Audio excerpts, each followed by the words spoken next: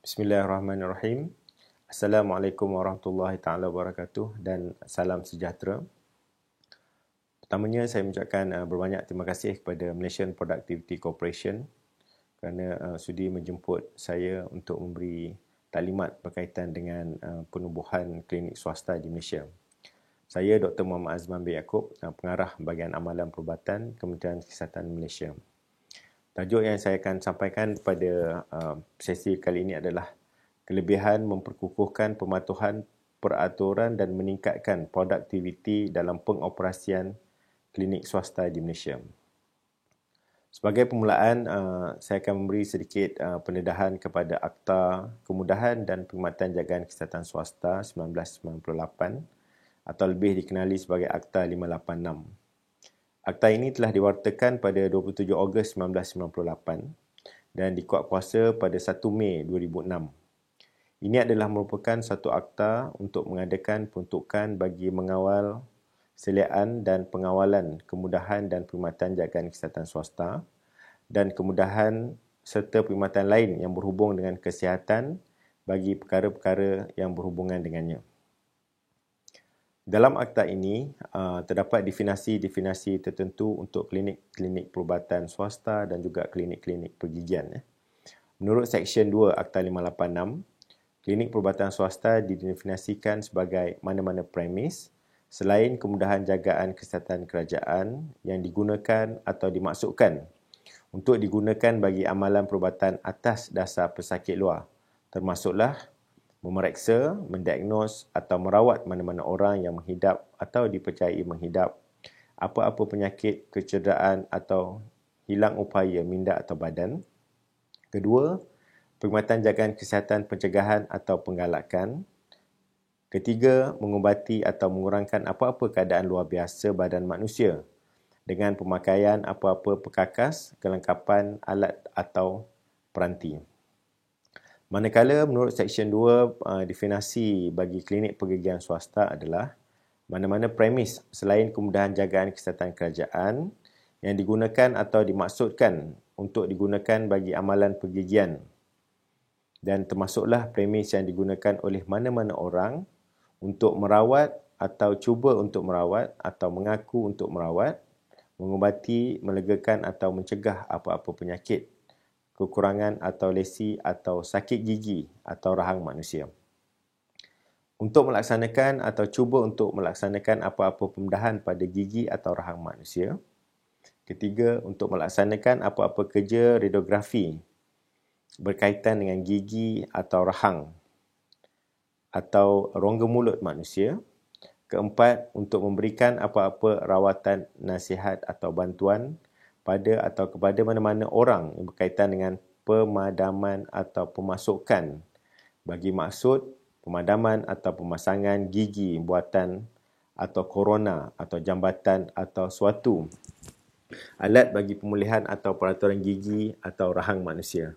Definisi ini adalah termaktub di dalam Akta 586. It's a bit complicated untuk kita memahami, tetapi inilah definisi-definisi yang kita pegang di bawah Akta 586 ini. Selain daripada itu, kita juga mempunyai peraturan-peraturan di bawah Akta ini, iaitu peraturan KPJKS 2006. Di dalam peraturan ini, terdapat 14 bahagian, 109 peraturan dan 7 jadual. Dan kalau kita lihat di bawah peraturan-peraturan ini, terdapat beberapa regulation ataupun peraturan-peraturan yang menentukan contoh ya untuk kita menubuhkan sesuatu klinik, perkara-perkara yang wajib dipatuhi, general standard yang perlu dipatuhi, termasuklah dengan infection control, patient medical records ya. Dan kita ada jadual ketujuh, yang mana jadual ketujuh ini adalah jadual yang sangat penting untuk menentukan professional fee dan juga charge-charge yang dikenakan yang boleh dikenakan ke atas pesakit ya. Di bawah Seksyen 27 Akta 586, klinik swasta berdaftar ini merangkumi klinik perubatan umum, klinik perubatan pakar, klinik pergigian umum atau pakar dan juga klinik perubatan umum yang mempunyai aesthetic as an area of interest. Ya. Pada masa ini terdapat sejumlah klinik swasta ataupun kemudahan dan perkhidmatan jagaan kesihatan swasta yang merangkumi sebanyak 12,094 kemudahan yang dikawal silik oleh CCAPS, Bahagian Amalan Kementerian Kesihatan Malaysia. Kalau kita lihat di sini bahawa jumlah hospital kerajaan berbanding dengan hospital swasta amat ketara. Hospital swasta terdapat lebih kurang 212 hospital swasta, manakala hospital kerajaan hanya 144. Dan daripada statistik ini kita dapati bahawa memang begitu banyak hospital-hospital swasta berbanding dengan kerajaan, termasuk juga dengan klinik-klinik kerajaan. Klinik kerajaan hanya 3,225, manakala klinik swasta adalah sebanyak 8,065 klinik. Jadi kat sini itu adalah statistik yang pada tahun 2019. Tapi kalau pada hari ini, jumlah klinik perubatan swasta yang ada yang berdaftar dengan Kementerian Kesihatan Malaysia adalah sebanyak 8,294. Klinik pergigian swasta 2,851. Ini adalah merupakan, ini menunjukkan bahawa perkhidmatan perubatan pergigian dan juga perubatan swasta dan pergigian swasta adalah merupakan komponen yang besar yang memberi sumbangan kepada rakyat Malaysia. Ini adalah pecahan-pecahan klinik-klinik perubatan dan pergigian berdaftar mengikut negeri. Kita boleh lihat di sini bahawa klinik-klinik ini scattered all over Malaysia. In every state terdapat sejumlah yang tinggi untuk klinik-klinik perubatan dan juga klinik-klinik pergigian.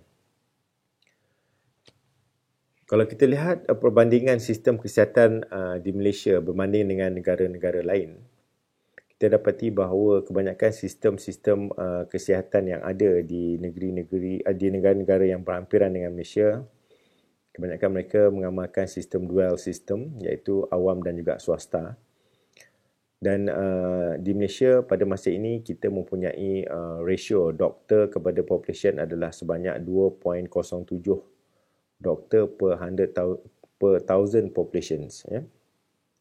Dan projection pada tahun 2030, Kementerian Kesihatan Malaysia mensasarkan bahawa ratio ini akan meningkat kepada 2.24 per 1,000 population. Ini adalah merupakan kerana terdapat sejumlah graduan-graduan perubatan yang akan graduates from local as well as from the overseas institution, medical institution yang akan balik bertugas di negara Malaysia. Okey, ini adalah merupakan perkara yang kita akan bincangkan pada hari ini, iaitu berkaitan dengan pendaftaran klinik swasta. Jadi seperti mana yang telah saya describe awal tadi, bahawa klinik swasta ini terbagi kepada dua, iaitu klinik perubatan swasta dan juga klinik pergigian swasta. Dan flow pendaftaran klinik-klinik ini adalah seperti mana yang telah termaktub di bawah Akta 586 dan peraturan-peraturannya. Sebagai permulaan, untuk mana-mana klinik perubatan swasta ataupun klinik pergigian swasta untuk ditubuhkan, menurut Seksyen 9 Akta 586, penubuhan klinik-klinik ini adalah dikecualikan daripada zoning. Jadi bererti tidak ada satu kekangan awal di mana klinik-klinik ini boleh dibuka di mana-mana sahaja, tidak mengikut zoning yang ditetapkan. Jadi sebagai contohnya, dalam satu kawasan ataupun dalam satu kawasan perumahan ataupun rumah kedai dan sebagainya, boleh ada 10 klinik, boleh ada 2 klinik, dan ini tidak menjadi satu halangan di bawah Seksyen 9 Akta 586. Jadi kepada mana-mana pegawai perubatan berdaftar yang berminat untuk mengamal secara solo, secara bersendirian, perseorangan ataupun secara perbadanan, boleh memohon untuk pendaftaran klinik-klinik ini.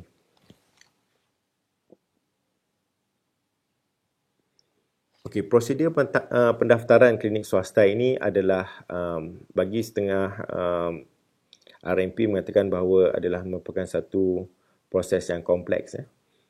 Dan sebenarnya proses itu tidak kompleks. Semuanya dia ada beberapa langkah dan peringkat yang perlu dipatuhi, termasuklah dengan dokumen-dokumen sokongan bagi memproses pendaftaran klinik-klinik swasta ini. Saya akan ringkaskan bagaimana prosedur ini dapat dipatuhi oleh semua pemohon, semua registered RMP untuk memudahkan tuan-tuan dan puan-puan mendaftar mana-mana klinik di dalam negara kita. Okay, sebagai langkah pertama, permohonan pendaftaran klinik baru ini, pemohon boleh memohon melalui sistem MedPC secara online. Jadi dalam sistem MedPC ini boleh dibuka ataupun boleh diakses melalui laman sesawang Medical Practice Division KKM, di mana di dalam MedPC ini terdapat garis panduan permohonan secara online, garis panduan memproses pendaftaran klinik, perubatan swasta, senarai semak dokumen, senarai semak pelan lantai dan termasuklah borang-borang A.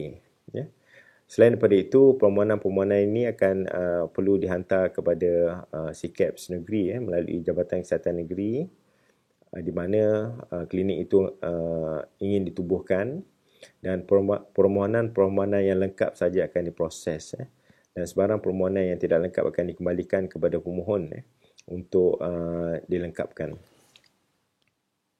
Okey, sebagai permulaan, sebagai langkah pertama, di sini saya ada terangkan cara langkah demi langkah bagaimana sesebuah klinik perubatan ataupun pergigian itu boleh didaftarkan.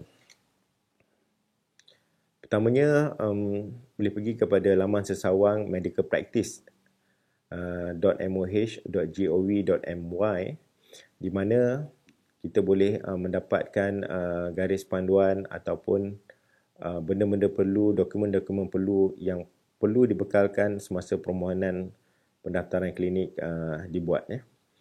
Kalau kita lihat di dalam laman sesawang ini, terdapat pautan pendaftaran, kelulusan dan pelesenan yang perlu diklik oleh pemohon.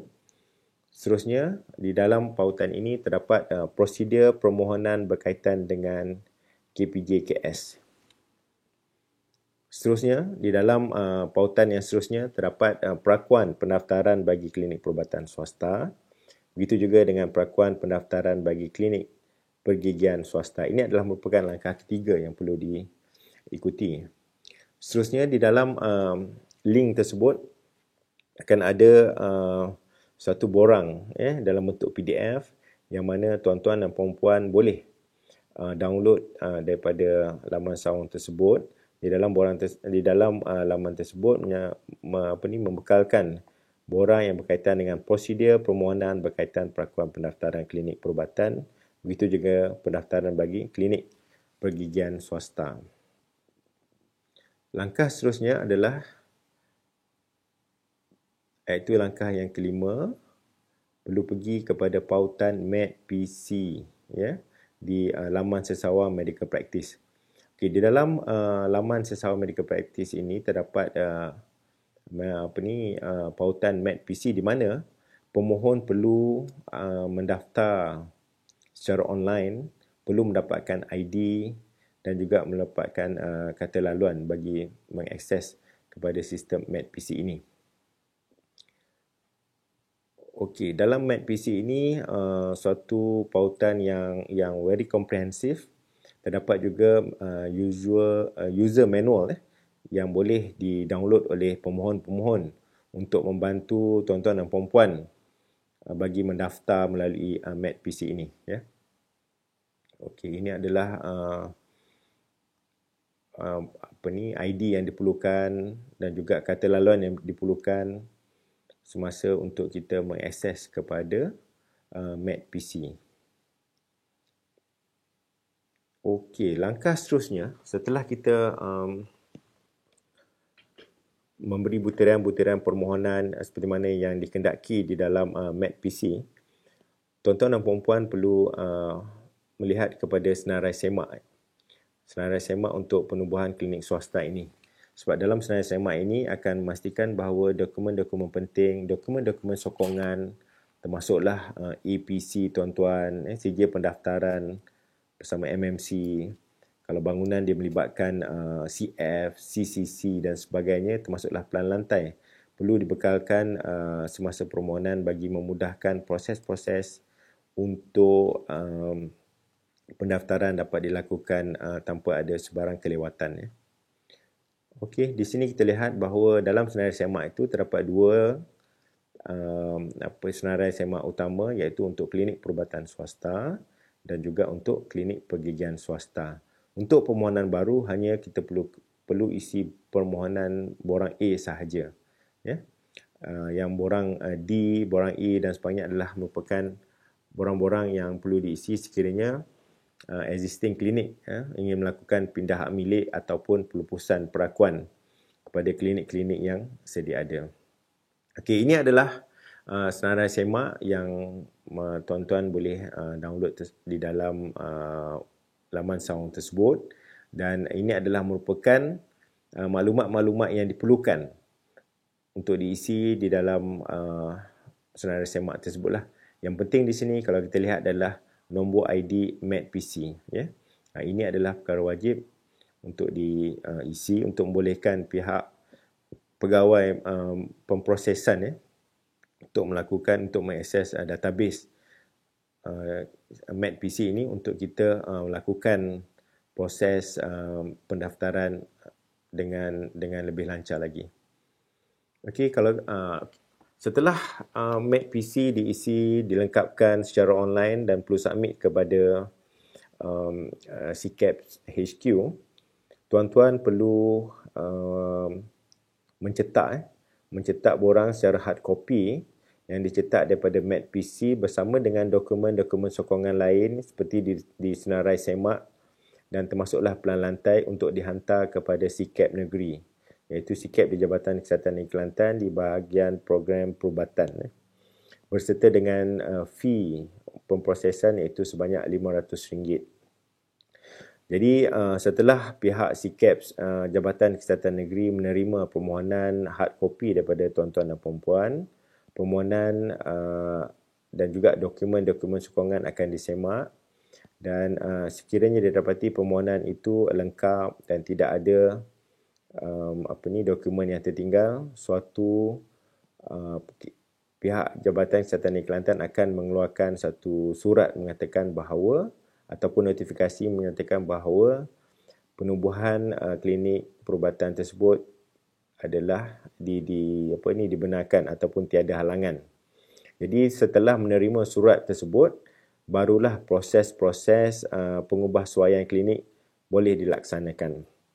Dan pengubahsuaian ini mestilah mengikut pelan lantai yang telah dibekalkan kepada CCAP negeri semasa permohonan dilakukan. Ya.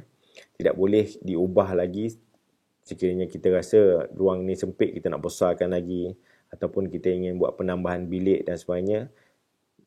Sekiranya itu bercanggah dengan apa yang telah tercatat di dalam pelan lantai, perkara ini tidak dibenarkan. Ya. Dan sekiranya berlaku, kemungkinan besar proses pendaftaran tersebut akan terganggu atau akan berlaku